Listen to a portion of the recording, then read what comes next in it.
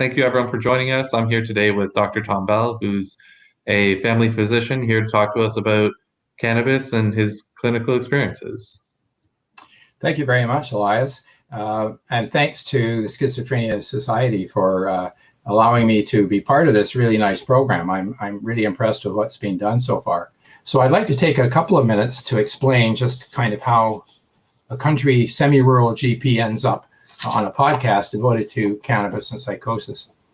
Let me just say, about 15 years before retiring, I got involved with our local Canadian mental health early psychosis intervention program. All through my practice, I was always committed to giving time to my patients who are suffering from mental health issues, so counseling or supportive psychotherapy on my own, but also utilizing community resources was very important. So I got to know people in the community. Our local hospital has a first-rate mental health care department and outpatient department, and so on. And so I was aware that the Canadian Mental Health Association had a branch office in Peterborough, and my involvement was in sitting, listening to parents talk about their experiences and their challenges with teens that developed psychosis.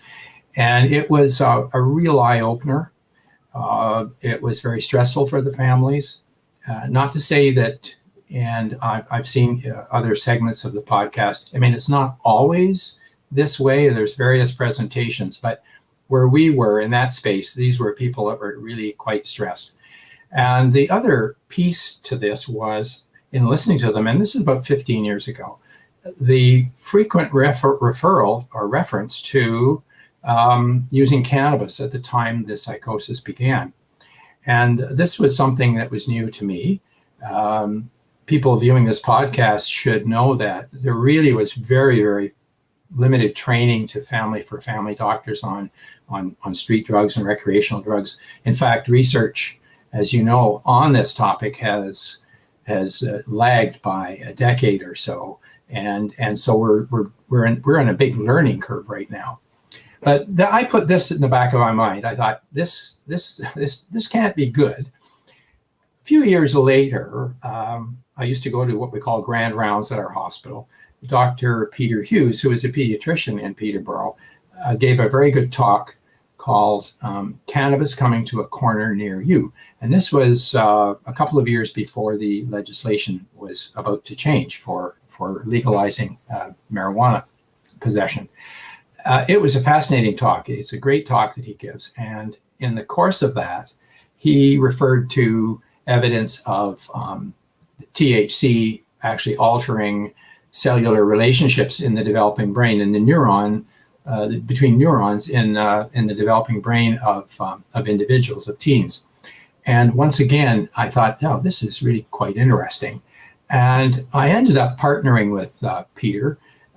He gave and gives this talk all over central and eastern Ontario. But he and I and several other people in Peterborough started to give presentations to parent groups about just on information around what we were learning about cannabis in youth. And what came out of this for me was that parents, there were a number of parents who had significant knowledge gaps with respect to what cannabis is, how the impact is on the kids, what to say to their children, and so on. So there seemed to be a fair bit of anxiety about that. And I thought, well, I'm going to research this a bit more. And I began to look into it. And I found a few articles that referenced Dr. Suzanne Archie. So I got in contact with Suzanne, who has been really supportive in my quest, and made some good, told me about some good articles that I started to look into. The Center for Addiction and Mental Health Library people helped me, sent me some articles. And, you know, once you start reading articles, you start seeing references, you see the same names coming up, people who are involved. I filled up a whole book, a journal on some of the data. And I thought, I wonder if this could be translated into a book for parents. And so basically, that's what I did in the end of my retirement, as I wrote this book. And you've allowed me to flog it, so I can show it. Yep, 100%. There it is there. Yeah. It's Cannabis in Kids, a primer on pot for parents and caregivers. So it's evidence-based as much as I could, and it has been scrutinized by a few people in the mental health care field, and it's kind of been given a green light as current and topical and safe and respectful. And so this was kind of an exciting end to I guess to my career in a way, but I would want to make a statement, if you don't mind, and basically just want to say that, this journey has led me to conclude that parents play a significant role in the learning of their children about harm prevention and harms reduction related to exposure to cannabis, just like any other risks in growing up. And I think that I would like to encourage parents to seize the moment to learn about the topic and not to be afraid to open up the topic with their children. And so in that sense, I would like to share some of my experiences in prevention and just what I've learned from reading and writing this book that might be helpful to the parents. Yeah, and thank you for all of that. It really gives context to how you ended up here and how you developed your expertise on this topic. Yeah. And I know you touched already on harm reduction, which is a big piece of our campaign here. Like, what we're trying to accomplish is being able to reduce the harms associated with cannabis use, not necessarily like change the use itself, but change how people view their use, or change how people use in terms of like to cope or for fun, just to put it into a context that will be helpful in their lives as opposed to bring about harm. So that does kind of beg the question, what are some of the harms that people can experience from cannabis? Well, there are some very well recognized harms. And I think I'd like to preface it by pointing out that people who are watching this program shouldn't have to panic over this. These are harms that have shown to occur in relation to the use of cannabis in some situations. And as has been alluded to in the past, the risks of harms are greater the younger the onset of use of exposure to cannabis is, the kind of cannabis or THC concentration that is being consumed, and the frequency. And I think there's a fourth piece that I think bears mentioning, is that also the role of synthetics, that it's so important that kids understand that to stay away from synthetics, because there's, that very important findings of real risks around that. But those other three risks increase the potential for harms. So in the mental health area, we know that psychosis can be brought out or triggered with exposure to cannabis in susceptible individuals. But in other areas of mental health, there are certainly risks associated with cannabis use, regular cannabis use, and depression in adolescents. And there's been some recent studies that I came across that really support that. And also worsening of anxiety. The impact, as from what I understand, the impact of cannabis immediately when you use it is a relief of anxiety and a kind of chill and a mellow, which is really very attractive. But if you're kind of struggling with anxiety, you may think, oh, this is pretty good. And then when it wears off, you're back to square one, and your brain kind of has to reorganize, and there it is again. And you then tend to use it again. And there's that self-medicating cycle that can occur. And so it definitely is associated with anxiety problems. Long-term use can be associated with, they call it amotivational disorders, social withdrawal. You can form a small network of users and peers, but that's your life kind of, and it can be a bit controlling, I think. Under the other area that is a risk is in cognition. And I think there's definitely some research that shows there's an impact on ability to learn and translate what you're hearing into meaningful memory and the ability to make appropriate conclusions about what you're supposed to be learning. So a 15-year-old who smokes up at lunch in high school, isn't going to be really learning maybe quite what they should in the afternoon. And that can result in a drop in academic performance. So these are all kinds of risks. I think there's another risk that bears mentioning, and that would be depression, or not depression, sorry, addiction. It's pretty well known that regular use, and I think we tend to think of regular use as about 3 times a week or more, can be associated with about a 16% risk of cannabis use disorder. That's about one person per 6. Whereas with adults, it's around 10%, it's about 1 in 10. And the other area that, of course, bears mentioning in terms of harms is the risk of accidents and so on with use. And the Mothers Against Drunk Driving and a number of other agencies, drugfreekidscanada.org, are engaged in really good media advertisements, urging people to have a care if they're high. I'll step out on a limb and I'll mention a very interesting study that was done. If you don't mind, you can always cut it if you run out of time. But in 1991, pilots were given a joint and smoked a standardized strength, and I can't remember what the strength was, but they had a joint, and then there were 9 of them, and they put these pilots into simulators to fly a plane and put them in at, I think, 2, 4, 8, 12, 24, and 48 hours. And 24 hours after they had had a joint, the majority of them, I think maybe only one pilot thought he was a little bit buzzed yet, but the rest of them felt normal.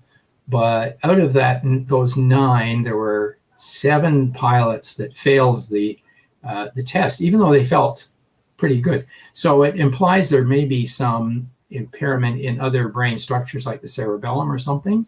It bears further study. It was only 9 pilots.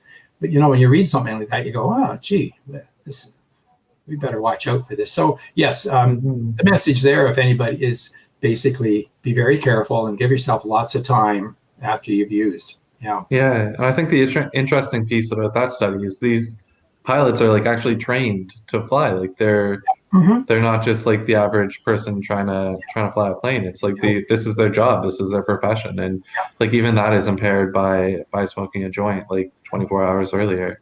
And I wanted to circle back to some of the harms and just talk about how it's probably not the experience of everyone that they experience all these harms, right? And like certain people are more likely to experience certain harms, and there are people who are probably likely to experience none of them, right?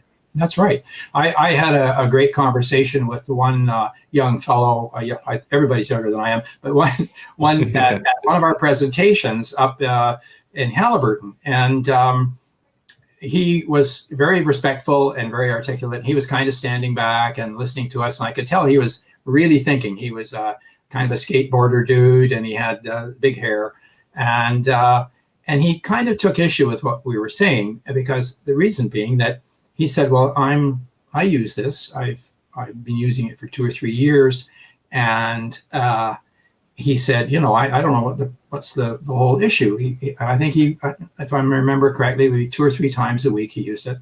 And so I listened to him. And as he talked, he mentioned that when exam time was coming close, he had to study, he would get off of using it. And he was able to take control of what he was doing. And he was obviously an individual who had a handle on it and wasn't suffering tolerance or getting into any other areas of concern. And I think, to your point, I think there are probably a lot of kids who thankfully are able to kind of keep on top of that. So yes, I hope I answered your question by that. But yeah. Yeah, and I do have one more question about the harms that before we move forward. But from what I know, a lot of the studies are associative as well, right? So Yes. so like with depression or anxiety, for example, it could be that someone who is experiencing depression is more likely to use pot because they're experiencing like That the exactly, yeah, exactly. That's yeah. right. The one study that may open my eyes, that may have changed that, is a Journal of the American Medical Association, JAMA Psychiatry, and it was out. I referred to it in the book, and they looked at their cohorts were teens who used regularly versus teens that didn't use at all, and they had no pre-morbid. These weren't kids that were suffering from any pre-existent problems or family issues, and they were like age and sex match. It was a good study, and they found that the kids that were using cannabis regularly did have a significantly higher incidence of depression, and they concluded that it had to be not only an associative thing, but cause is a strange term, but it was a risk. There is Hmm. simply a higher risk if you're a well teen and you start using cannabis with regularity. You are at a higher risk of having depression. Doesn't mean for sure you're going to get it, but please be aware if things are seeming to go south and you're getting more withdrawn and sad or losing interest. Those are those kind of red flags that you need to be Hmm. aware of. Yeah, definitely. Yeah. But overall, yeah, there's that associative element that people have to be aware of. Hmm. And Mm. I think the idea of risk kind of ties us really well into the next point of like talking more about what parents can do, because parents can be a huge protective factor. And what you were Yes. talking about at the beginning there, where Yes. parents can play a huge role in like mitigating the harms that their kids experience from Absolutely. cannabis use or substances in general. So can you touch a bit more about that? Sure, I'd love to do that, and that kind of leads into what our objectives were. But the again, what I learned from the journey in my book was that reading some studies that were surveys from teens. The teens value good information. They don't want to feel they're being manipulated around. They don't want to necessarily. I'm going to put it in my words. They don't want to adopt a parent's value system, like my value system. When I say don't do drugs, that's my value system. No, that's not really where they want to go. They want to know information so they can, I think, work it out and make good critical decisions. But they do value their parents' input. So that was very clear. And the other aspects of this survey showed that a lot of kids get their information from social media, the internet, and as you and I know, it's fraught with perils, distorted information, and so on. So this is an opportunity for parents to play a really good directive role in helping the kids access good information. So I think it's extremely important. And if I can share some of my thoughts about that, I would like to. Can I kind of go Please. down? Yeah. Sure. Yeah. Well, the first piece, and this is what I did in I'll sort of compare it to what I did in practice. Pretty well every family doctor in Canada or anywhere every day is practicing some element of risk management or preventive medicine, and or harm prevention, harm reduction. It's all overlapping. And there are fundamentally two components that I referred to as, one is primary prevention and the second is secondary prevention. And I wondered as I was preparing for this blog segment, how does that relate to cannabis and kids? Primary prevention is where we try to reduce the likelihood of an event occurring.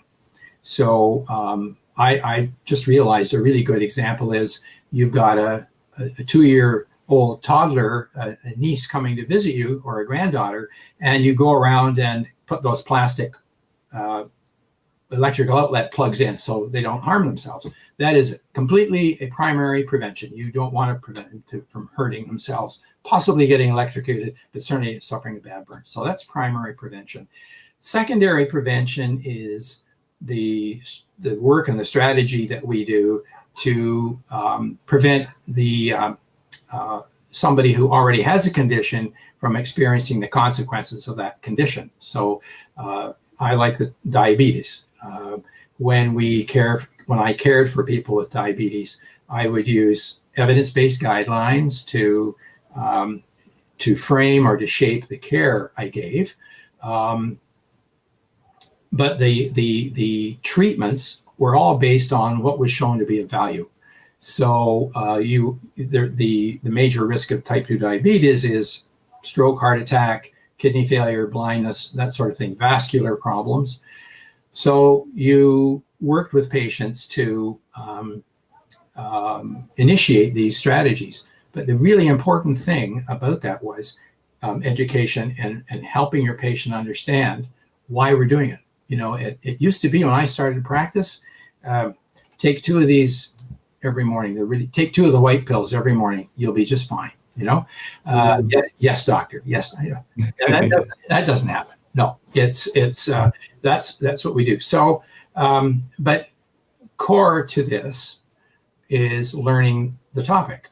And so, if you're going to translate this to parents working with their kids for cannabis, the first thing parents really should do and make an effort is really get to understand what it's all about. Dispel your myths. I'll share you a little story. When I was 14, my mother said, "You'll like this, Tommy, don't ever accept a cigarette from somebody that you don't recognize from somebody you don't know." Oh, so if that meant if I didn't know you, but you came up and offered me a Camel cigarette, I recognize that it's safe. Or if I know you and you offered me a rolled up doobie, that's safe. So then I asked my mom, "What are you talking about?" She said, "I'm talking about marijuana. You know, that's a drug that they take in the Middle East, and the assassins use it, and they go out and kill people." And that was my introduction to marijuana. It got me interested. Here I am down the road. But you see, nobody knew much about it. There was all this myths built up around it. And so I think the basic piece here for parents is to understand what cannabis is about, its impact, what the risks are, and feel comfortable with that knowledge and confident. So you have to be kind of confident if you're going to talk with kids, I think. I would like to mention MAD, Mothers Against Drunk Driving. Their websites will be very helpful. I really love drugfreekidscanada.org. Drugfreekidscanada. It's all one word. They have a Talking with Teens package it's superb. And you can also go online and actually talk to a teen actor volunteer and even rehearse some of the dialogue, because there's some words that they recommend that we avoid. Again, in the area of fear-mongering or using excessive words that may kind of turn their kids off a little bit. So I think that it's very important to have that knowledge base. There's another very good reference. It's called Canada's Lower Risk Cannabis Use Guidelines, and it's available through the Centre for Addiction and Mental Health, camh.ca. I think if you just entered that term, cannabis lower risk use guidelines, I think you would get it as well.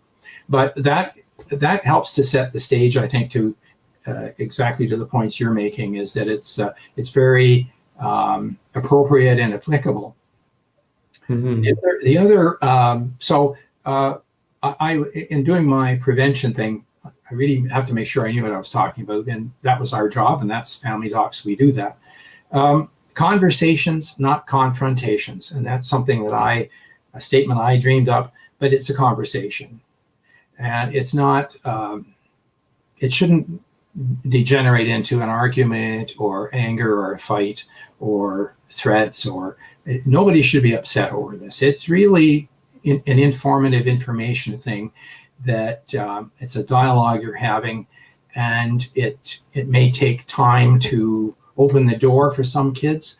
They may not think that you're, as a parent, what do you know about it, although I would insert here, it occurred to me that a lot of parents today are going to be 30 and 40-year-olds, and many will have had personal experiences, I think, with cannabis anyway, so they'll have their own, and many may not need an awful lot of coaching. They may be able to speak with experience, But I would recommend nonetheless that begin the dialogue early.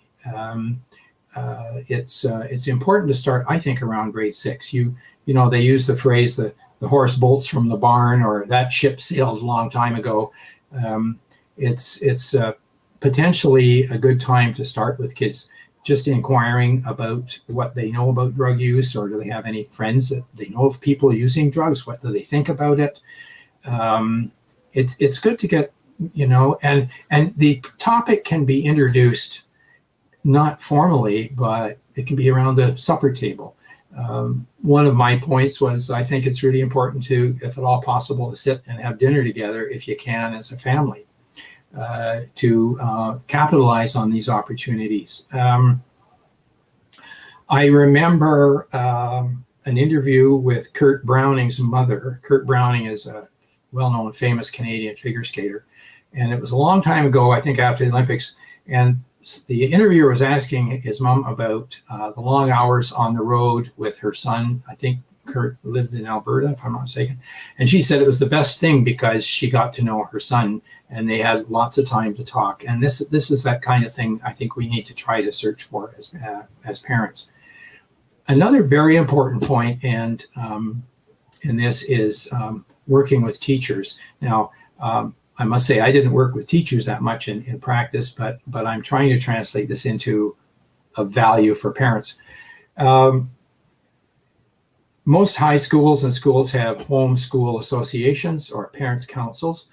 I think it's really important to find out what the curricula are and the schools your kids go to, and get to know your teachers, your kids' teachers if possible.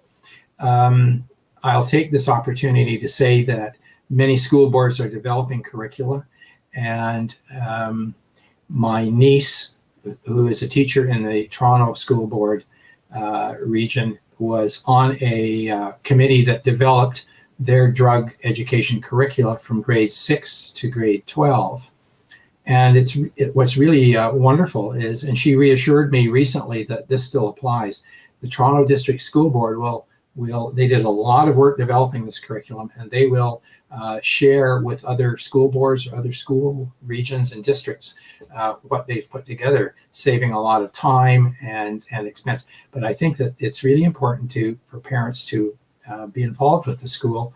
I had a chat with a vice principal at one of our high schools in Peterborough, and the Parents Association is virtually non-existent. I found that really quite shocking. I like to think as a father, I participated in it to some degree, nothing like my wife did, mind you. And if my wife heard me say this, she would be saying, "Oh, you missed half of those, Tom, you were busy or you were doing something." But nonetheless, making an effort to know the teachers and what's going on at the school, I think is very important. Make sure when you're talking with your child, much as what I would do with my patients, is that the language used is fairly straightforward and appropriate to their level of education or their age. And you can always check out with them, do they understand what you were kind of saying? Where are we in this conversation? Another option that I think might be worth exploring is sitting down with your teen or your child and looking at some websites on cannabis. The safe ones are pretty good, easy to identify. Often they're associated with, the Canadian Mental Health Association or Schizophrenia Society, things like that. I think, if you don't mind, I can kind of come to a close on, and deal with a little bit of the primary and secondary prevention, where that Hmm. is cannabis, because I didn't really. So primary prevention would be where you're sitting down with one of your children in grade 6 or 7 or 8, or one of the kids who's never, not using it, not experienced it, is cannabis naive, in other words, in terms of actual experience, and talking with them and having the discussion and seeing where they're at. Um, so that's where the child is not using. Um, Secondary prevention is, and so in that case, harm reduction would be, successful harm reduction would be if your child abstains or decides to delay use. If he's a 12 or 13-year-old and thinks about it and is able to go until they're 17, 18, or 19, that to me, that's a success. That's good. Hmm. Or yeah, exactly. Or even if the child uses it a little bit earlier than that, but is only going to share a joint, or isn't going to use shatter or synthetics or something, then again, Hmm. we've been successful. In the area of secondary prevention, that would be where, if by circumstance, the parent discovers that their child is already using, and it and wants to know, well, where do we go with that? Again, basic principles would be: don't panic, everything's okay. Your child is doing pretty good to hear, and so let's just begin from here. And it would be basically from a point of view, I think, of sharing your concern, that I'd like to hear more about it. How do you feel? Are you doing okay? I think a very important issue here is that, somebody using cannabis, especially if it's being used fairly regularly, may be doing that for a reason. There may be some underlying emotional stressors or mental health stressors. I would throw up something like self-esteem issues, or maybe there's bullying going on, or online something or other, or so that if the response is to stress the risks around the cannabis use without looking at other parts of that child's existence, it may just simply add to the stress, or potentially, I think, could potentially distance your child from you. So it's a little bit more of a sensitive thing, but I like to think that it's still something that would be very doable, and that would be where Canada's lower risk guidelines would be really very helpful, and would be very helpful to provide or to go over with your team, and just really, again, hope for the best. Uh, Certainly, I don't think bringing up the topic is going to cause your teen to start using weed or anything like that. I think it's just all part of good communication. Uh, Hmm. yeah. Yeah. Yeah. Yeah. In my reading, it was kind of interesting. There was some comments. There's a book called The Pot Book that, I forget the author's name, but there was a good segment on just these issues. And one of the comments was just, keep life on a boil with your kids. Keep them active, encourage them to participate in sports or the arts, music, or set of drums, beat the devil out of a set of skins, or something like that. But that's also very important.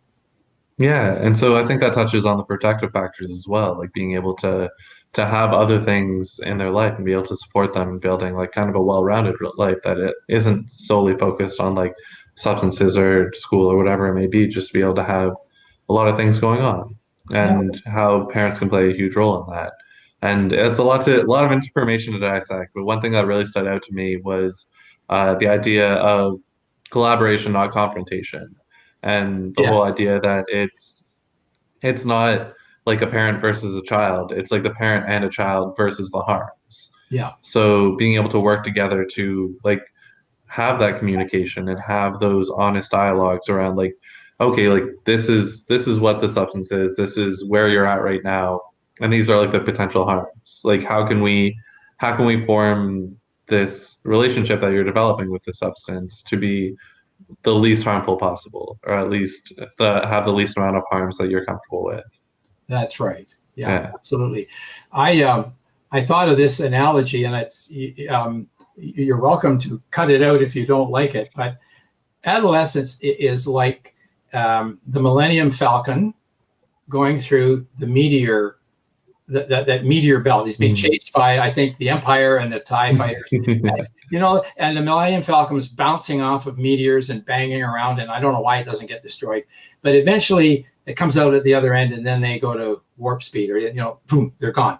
And I think of my own teen years, and being an adolescent is kind of like that. And and I think a role of a parent might be just kind of to help, figuratively speaking, help that Millennium Falcon kind of maneuver a little bit and help them get the tools to avoid those meteors and just cruise past until you come out at the other end and you have a better sense on things. Anyway, I just throw that out. Yeah, and I think like kind of extending the metaphor, like it means it's okay to have a couple bumps and scrapes as long as the ship is still intact by the time you exit the meteor field. Then yeah, it's a win.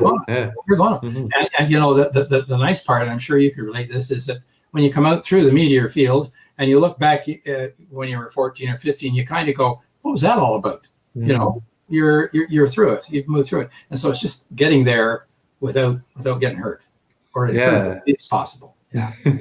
I know. Thinking back on my own experiences, like I don't understand like the motives of past me a lot of the time when I was like really into just substances in general and just not really paying too much attention to anything else. Like the mindset doesn't really resonate anymore because I had all those protective factors that I'm superbly like grateful for, and they helped me to kind of work through that meteor field, and kind of I was scraped up a little bit along the way, but made it through, and that's what's important. Right. That's what's important. Yeah. Exactly. Yeah, and I wanted to also touch a bit on the prevention piece as well, because I think you dug into it a little bit, but I think we can touch on it once more before we wrapped up here.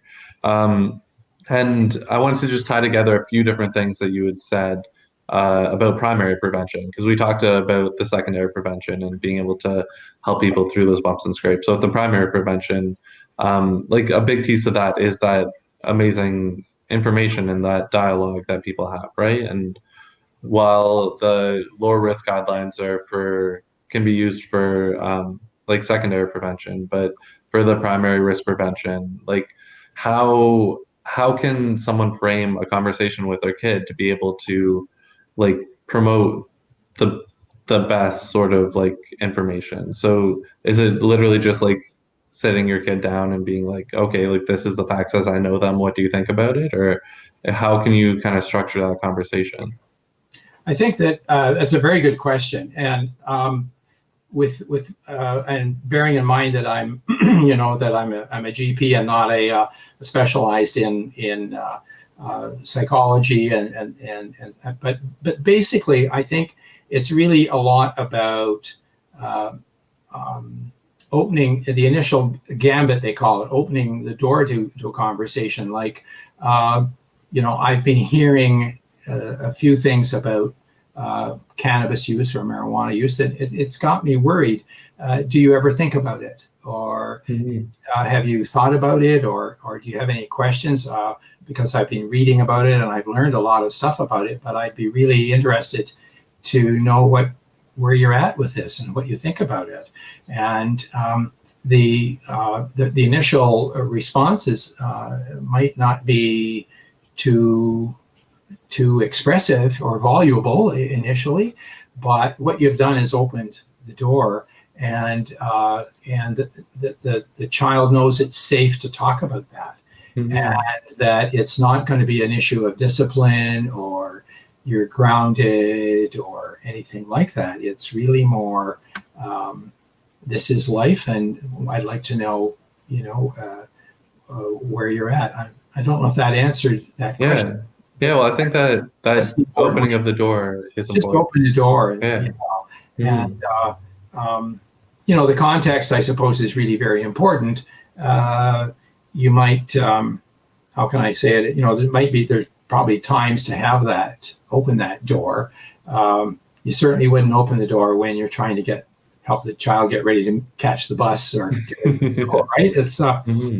It's really more just if there's a quiet time and just set the time aside. And sometime you might say, well, I'd really love to hear more about it if you want to talk about it sometime, because I'm concerned about kids. I'm concerned about what some of the effects of this are.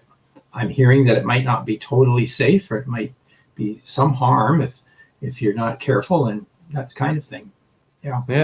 And then it opens up what you were talking about before about like if you have a family dinner, then that's like an avenue. If you have those long car rides, then that's an avenue. Just those being able to utilize those ideal times to I think have so. productive conversation. I think so, Elias. And the other scenario could be you're at the table and maybe one of the other kids, maybe an older kid, starts to brings up about so-and-so was caught smoking a joint in the bathroom at the school or something. Oh, what do you think about that then?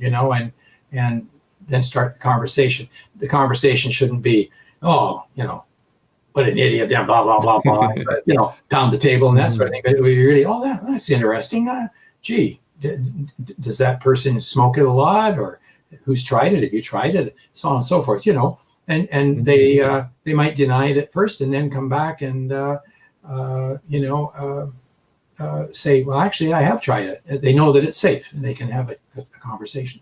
So maintaining that curiosity. So trying to like keep that door open through not like stigmatizing it, not making it taboo, but just kind of having an open mind and trying to figure out where they're at, trying to convey the information that you have and create some sort of middle ground where you can both feel comfortable with the potential for harms. Sure. And, another point to that would be having an understanding that if either person is getting really uncomfortable with it, you could say to your son or daughter or your child, if I start to raise my voice, put your finger up and and I'll calm down, or vice versa. You can sort of indicate that well, so that things are kept on an even keel. Some little strategy like that might be helpful. Yeah. Well, thank you. Did you have any closing thoughts? Anything you wanted to say to kind of wrap it all up into a nice little bow? Well, yeah, I think I would just summarize by saying that my conclusion is that parents have a really important role, as in so many ways, to play in helping safeguard their children and help their children make good decisions as they move through this learning period, and to not be afraid to open up these topics. You can also make it fun, and it can be a joint learning experience. And above all, have conversations, not confrontations, and be sure to listen carefully. Yeah. Awesome. Well, thank you, Tom, for joining us. And I really appreciate your time, and thank you for being able to share all the wonderful information that you have. Yeah. Well, you know what? It's actually been fun. I'm glad. I'm happy to hear that. Yeah, that's good. All right. You take care. Thanks, you too. And for everyone watching, thank you for joining us. And if you follow us on socials, thank you so much. And if you don't, then give us a look. We post some cool stuff.